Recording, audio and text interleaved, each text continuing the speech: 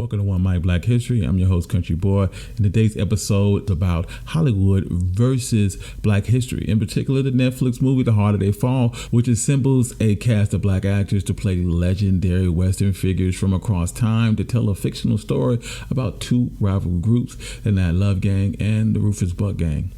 And while The Harder They Fall departs from actual historical events, the characters were very real. So today we're going to talk about the real historical people behind the characters in The Harder They Fall. And if this is the kind of content that you enjoy, please hit the subscribe button. Also, you can find more content like this in my channel and at onemichistory.com. Also, if you'd like to support the channel, you can do so by clicking my Patreon page in the description below.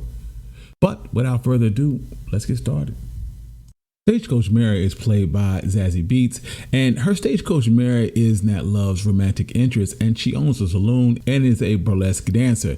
The real life Stagecoach Mary was much older and at least 6 foot and 200 plus pounds. She was the first African American female star-right mail carrier in the United States. Mary Fields was born in 1832. Fields was born into slavery, and like many enslaved people, the exact date of her birth is unknown, and even her birthplace is in question. There is very little known about her early life and what she did in the years immediately following the Civil War and her emancipation, because enslaved people were treated like property and their numbers were recorded, but their names weren't. So after she was freed, she went up the Mississippi River working on riverboats and acting as a servant and a laundress. In the 1870s, she became a housekeeper at the Ursuline Convent in Toledo, Ohio, where she formed a close relationship with Mother Amadeus. Fields was, like I said, 6 feet tall and more than 200 pounds, so she was capable of doing what was regarded as men's work as well as the standard housekeeping chores such as maintenance, repairs, laundry, gardening, growing vegetables, tending chickens, repairing buildings, and she eventually became the forewoman. In 1884, Mother Amadeus was sent to Montana Territory to establish a school for Native American girls at the St. Peter's Mission. Later, when Mother Amadeus was stricken with pneumonia, Fields hurried to Montana to nurse her back to health. When Mother Amadeus recovered, Fields stayed at the St. Peter's Mission, and despite her devotion to the nuns, she drank heavily in saloons with men and had a reputation of a quick temper, and apparently the nuns complained about her difficult nature.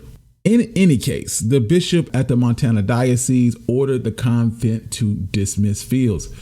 Kicked out of the convent in 1895, she got a contract from the post office to become a star route mail carrier.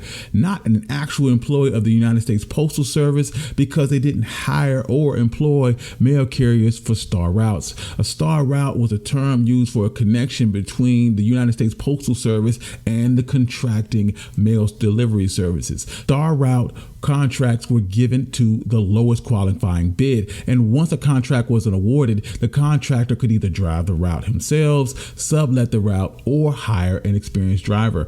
Some individuals obtained multiple star route contracts and conducted operations as a business. Mary, as an independent contractor, carried mail using a stagecoach donated by Mother Amadeus. She was only the second woman in the United States and the first African American woman to serve in that role, and it suited Mary Fields to a T. And as a star route, her job was to protect the mail and her routes from thieves and bandits and deliver the mail at all costs. Her dedication and reliability in this difficult, often dangerous task earned her the nickname Stagecoach Mary. She worked for the Postal Service for 8 years, over 2 4-year contracts, from 1895 to 1899 and from 1899 to 1903. Afterwards, she retired. She operated a laundry service, reportedly babysat children, and she continued to drink heavily in saloons and was such a beloved figure in Cascade, Montana, that the townspeople rebuilt her home after it caught fire in 1912. Fields would die in 1914 at the Columbus Hospital in Great Falls, and her funeral was said to be one of the largest the town had ever seen.